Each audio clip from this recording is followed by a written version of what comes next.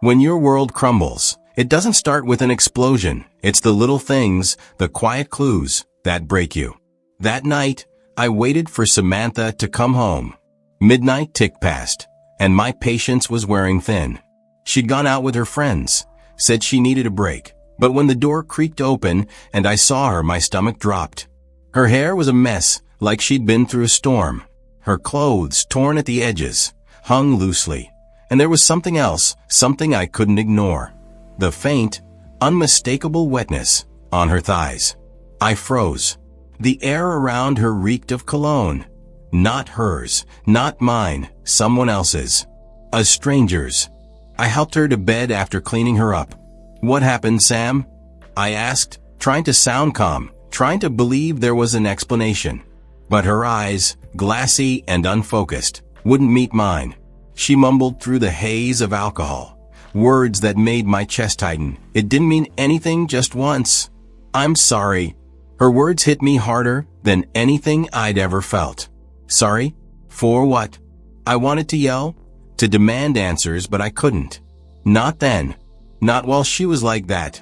I swallowed the lump in my throat, tucked her in, and walked out of the room.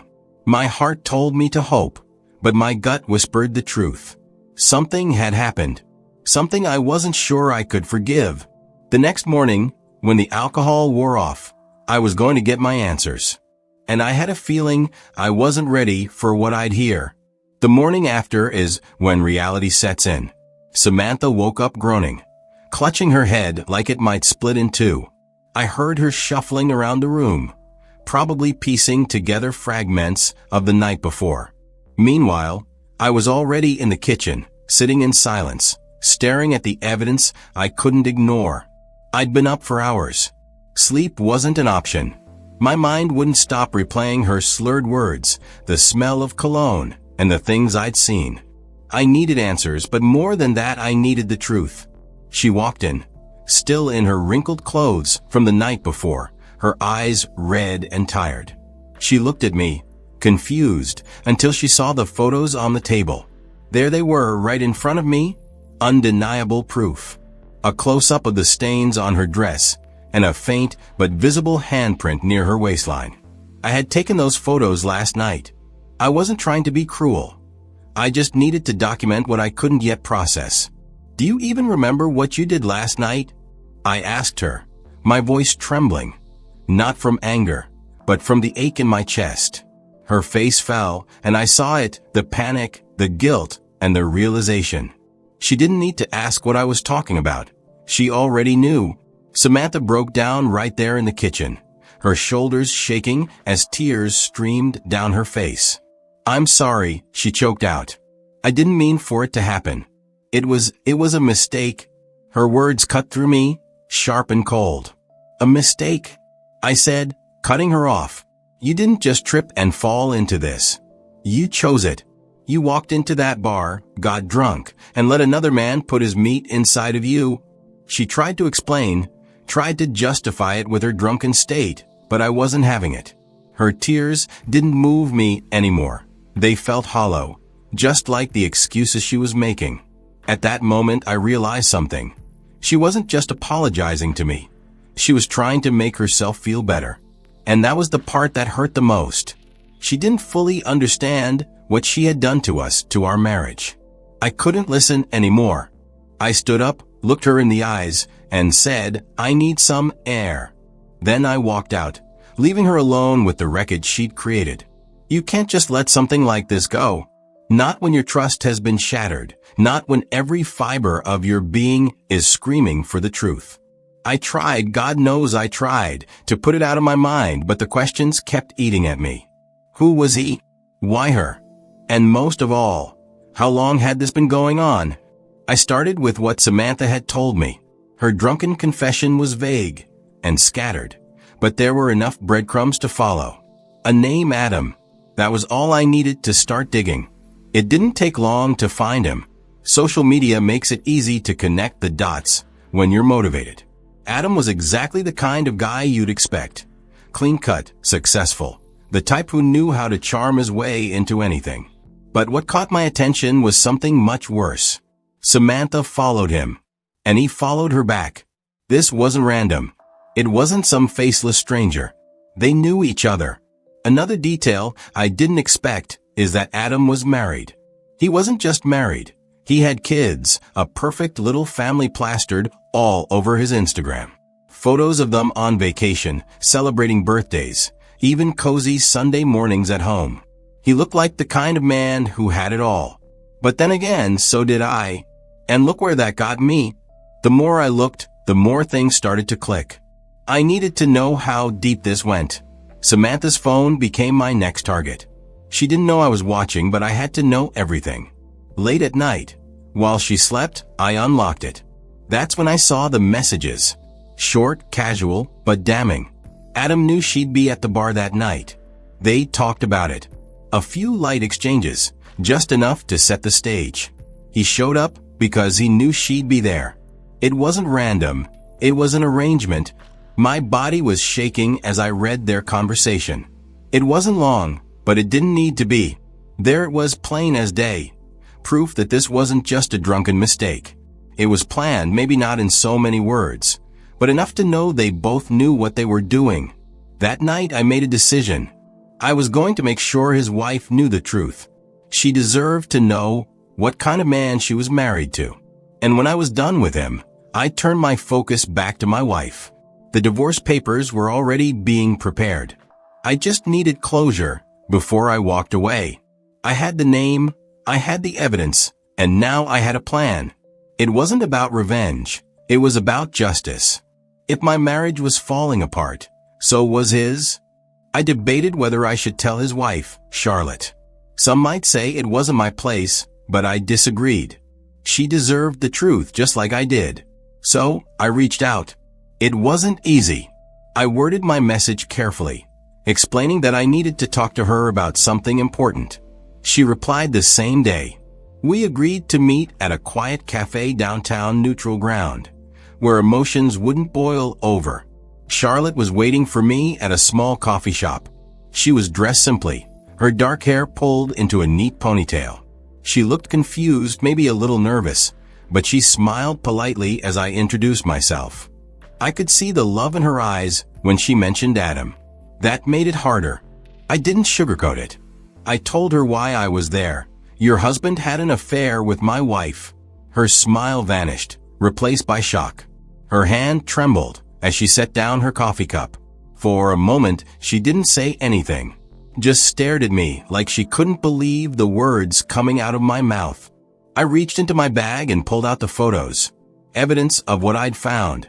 A screenshot of the chat, the time-stamped images from that night, and a secret recording of my wife's confession, mentioning his name. Giving her time to process each piece. Her face went pale as she picked up the photos and listened to the recording of my wife's mentioning Adam's name. Tears welled up in her eyes, but she didn't cry, not yet. She just stared at them, her lips trembling. She finally spoke, her voice shaky but firm.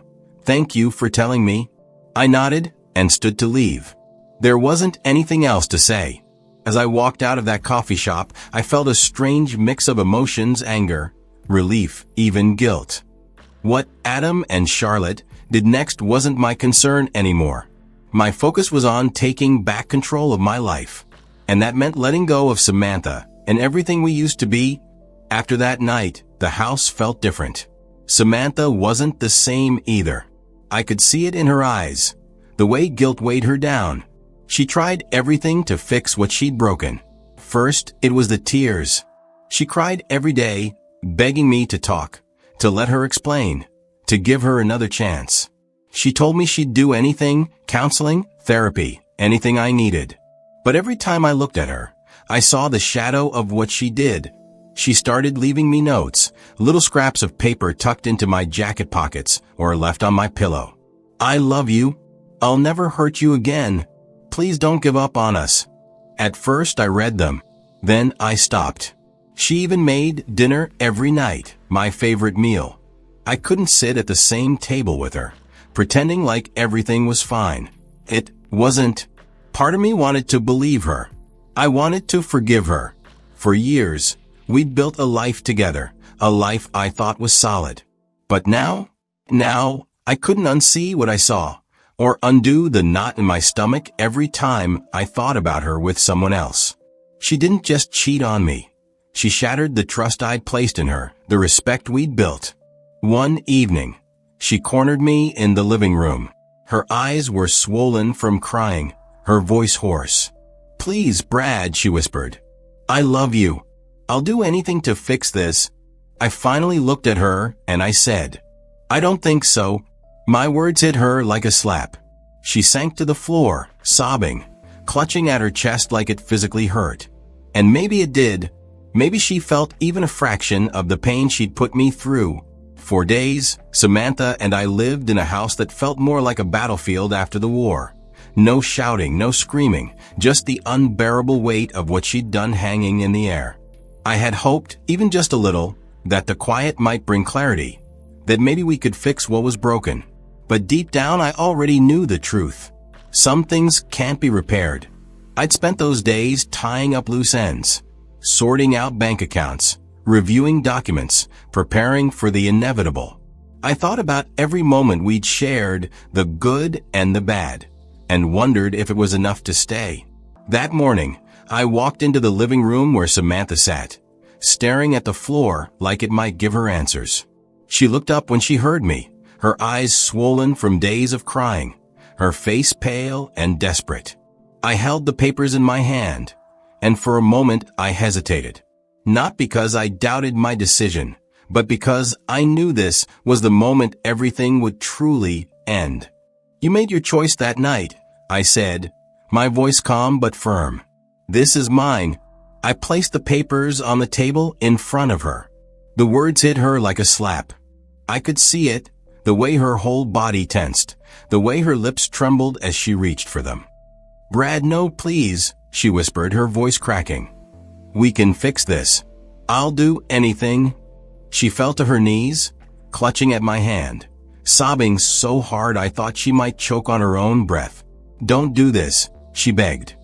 "Please, don't throw us away." But the truth is, she had already thrown it away. That night, in a moment of selfishness, she had destroyed the trust we'd built. And without trust, what were we? I pulled my hand away gently, but firmly. "I can't," I said, shaking my head. "I've tried, Sam. I've thought about it every way I could. But I can't look at you the same. I can't look at us the same." My voice didn't rise. It didn't need to. The words were final.